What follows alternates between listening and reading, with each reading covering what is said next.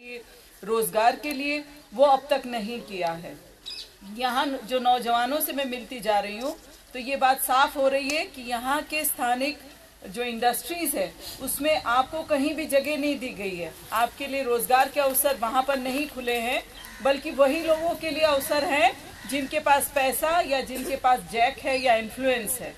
मैं चाहती हूँ कि आप ऐसे उम्मीदवार को भारतीय जनता पार्टी के लाइए जो आपके लिए विकास के रास्ते खोले और आप लोगों को रोजगार का मौका मिले।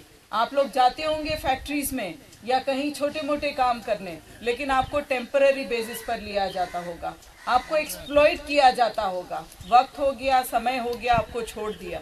परमानेंट जॉब के लिए आपको कभी ऑफर नहीं करेगी कांग्रेस। लेकिन हमारे बीच जो आए हैं हमारे उम्मीदवार बनकर के भारतीय जनता पार्टी के, वो एक बहुत कार्यशील और निष्ठावान नेता है। सालों से वो कोऑपरेटिव सोसाइटी में और बैंक्स में रहे हैं। उनका तजुर्बा है लोगों को अपने साथ लेकर के चलना, उनकी हर वक्त मदद करना, रोजगार के अवसर उनको पहुंचाना। और अगर ये नरेंद्र मोदी जी की टीम में शामिल होते हैं और विधानसभा में ये पहुंचते हैं तो वहाँ की सारी जो स्कीम्स सरकार बना रही है और आप तक पहुंचाने की कोशिश कर रही है, लेकिन कहीं कांग्रेस रोड़े डालती है और आप तक वो स्कीम को पहुंचने नहीं देती, उसको ये पहुंचाएंगे। मेरी आप सबसे अपील है कि आपके लिए सरकार बहुत सारी स्कीम्स बना रही है, चाहे आप महिला हैं, आप ओबीसी से हैं, एससी एसटी से हैं या माइनॉरिटी से हैं या नवयुवान हैं, आप सबको साथ लेकर के चलने का निष्ठान किया है। नरेंद्र मोदी जी ने एक संकल्प किया है कि सौनो साथ सौनो विकास, सबके लिए वो आगे बढ़ना चाहते हैं और सबके लिए रोजगार देना चाहते हैं, सबको तरक्की की राह पर ले जाना चाहते हैं। और ये चीज हमने सूझबूझ के साथ देखी है। कांग्रेस पक्ष को भी हमने स्टडी किया है और हमने भारतीय जनता पार्टी को भी देखा है।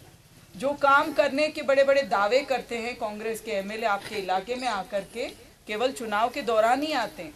बाकी आप देखिए, और किसी दिन आप फोन करके देख लीजिए उनको या मिलने का प्रयास करके देख लीजिए, हरगिज आपको अपॉइंटमेंट नहीं मिलेगी।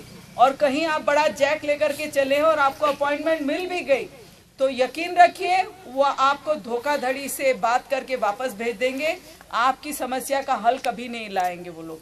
आपके जाने के बाद फोन कर दिया जाएगा कि भाई इसको रोजगार मत देना, क्योंकि वो सामने बैठा था, मैंने फोन कर दिया। लेकिन रोजगार देने की जरूरत नहीं है, इनको पिछड़े ही रखो, इनको दूर बनाए रखो, ताकि हम हमेशा इनको वोट लेने के माध्यम की तरह इस्तेमाल कर सके। आप इस चीजों से अपनी नींद से या जो भी आप उठ जाइए, एक बार उनको पहचान लीजिए कि जो आपको यूज एंड थ्रो करते हैं, और ऐसे उम्मीदवार को लाइए जो नरेंद्र मोदी जी की सारी स्कीम्स आप तक पहुंचाए। मुसलमानों का उपयोग करना, उनको छोड़ देना, ये कांग्रेस की पुरानी आदत है। ये यूपी के मुसलमानों ने भी देख लिया पिछले चुनावों में और उनको छोड़ दिया। आप देखिए पश्चिम बंगाल में 36 वर्षों से कांग्रेस बाहर हो चुकी है। तमिलनाडु में 45 साल से कांग्रेस को उठा के वहां के लोगों ने फेंक दिया। यूपी बिहार में 22 सालों से कांग्रेस नहीं है, और गुजरात में भी पिछले 22 साल से कांग्रेस को उठा के लोगों ने बाहर पटक दिया है।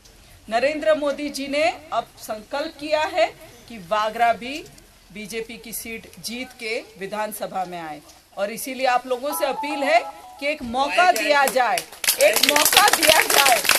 और ऐसे हम कैंडिडेट को आपके बीच लाए हैं जो आपके बीच रहेंगे, लगातार 365 दिन आपके बीच रहेंगे। गांधी परिवार का क्या डायलॉग है कि हम बरसाती मेढक की तरह आते हैं, यूपी में उन्होंने इस्तेमाल किया। प्रियंका गांधी जी खुद बोली हैं कि हम बरसाती मेढक हैं और हम चुनाव के जब आते हैं तो आप लोगों के बीच आ जाते हैं और फिर हम गायब हो जाते हैं। भारतीय जनता पार्टी की कार्यशैली ऐसी नहीं है।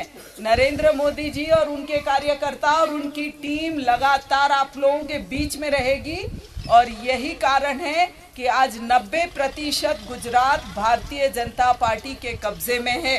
चाहे आप ग्रामीण विस्तार के चुनाव देख लीजिए, स्थानीय स्वराज के चुनाव देख लीजिए, कॉरपोरेशन के चुनाव देख लीजिए, नगर पालिका के चुनाव देख लीजिए, कांग्रेस को कब से आउट करके रख दिया है लोगों ने। और यही उम्मीद हम वागरा कॉन्स्टिट्यूंसी से भी लगाते हैं कि आप लोग भारतीय जनता पार्टी को एक मौका ज़रूर दें, ताकि हम आपकी सेवा कर सकें, लोगों की ज़िंदगी को खुशहाल बना सकें, और जो भी रोज़गार की समस्याएं हैं आप लोगों की या स्थानीय समस्याएं, उसको हम दूर कर सकें।